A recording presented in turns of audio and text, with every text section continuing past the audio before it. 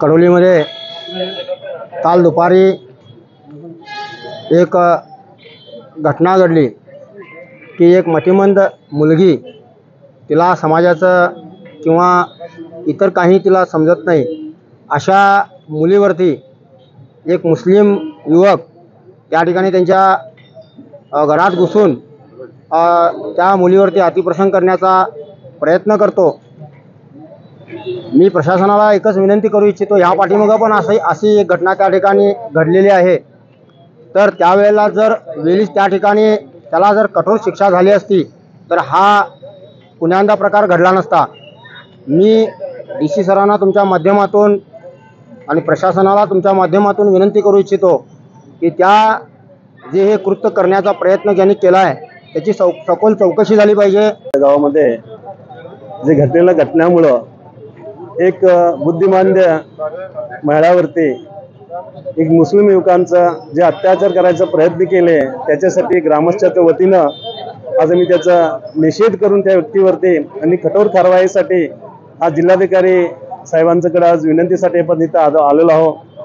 मी ज्या कुटुंबानं ज्या पद्धतीचं एक अन्याय कडोली गावावरती चाललेला आहे, ह्याच्यासाठी बरेच 10-15 वर्षापासून खास करून मुसलमान समाजमध्ये फक्त एक दामनेकर जे कुटुंब आहे, त्या कुटुंबातील व्यक्तीचं गावच्या सोबत जो वागणूक व्यवस्थित नाही आहे, याच्यासाठी जे काल झालेल्या घटनेमुळे त्याला कठीण कारवाई कठीण शिक्षा व्हावं आणि त्या परिसरामध्ये चांगल्या पद्धतीचं वातावरण निर्माण व्हावं ह्या दृष्टीकडून आज गावच्या वतीनं गावच्या लोकांच्या सोबत आपण इकडं आलेलो आहोत। आणि काल ज्या घटना घडली त्या संदर्भामध्ये बेळगाव जिल्ह्याचे पालकमंत्री साहेबांनी जे आदेश केले, त्यांनी बेंगळूरमध्ये होते आणि त्या पद्धतीनं गावामध्ये भेट देऊन त्या कुटुंबाला भेट देऊन आणि हॉस्पिटलला भेट देऊन त्यांच्या आईशी बोलून त्यांच्या कुटुंबाला ते सांत्वन आणि धैर्य सांगायचं काम आमदार साहेबांच्या वतीनं आपण केलेलं आहे। आणि आम्ही त्या कुटुंबाच्या सोबत आहोत आणि ते आरोपीला कठीण शिक्षा व्हायचा प्रयत्न आम्ही गावकऱ्यांच्या सोबत राहून ते करायचा प्रयत्न आपण DC साहेबांच्याकडे निवेदन देऊन करू।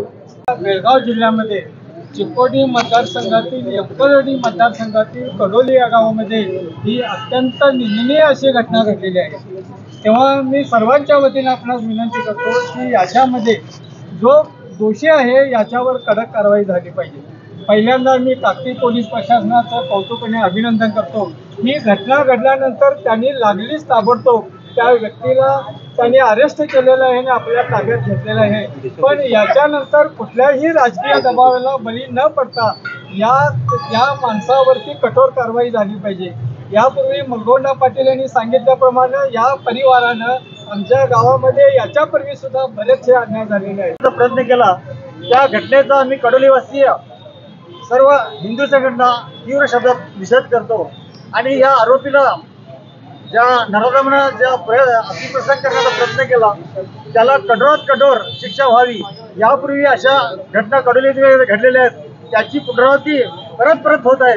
तेव्हा अशा घटनांचा विचार शासनाने गांभीर्याने घ्यावा व अशा घटनांपासून या नराधमांना परावृत्त करण्याचं काम या डिपार्टमेंटचं आहे। तेव्हा मी या प्रशासनाला विनंती करतो की अशा घटना वारंवार घडत असताना प्रशासन अगदी ठिमपणाने बघत आहे, तेव्हा कृपया या प्रशासनानं त्यांच्यावर कडक कारवाई करावी।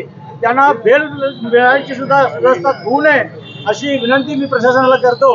त्याला जास्तीत जास्त शिक्षा व्हावी एवढीच एक विनंती करतो शासनाला आणि मी थांबतो।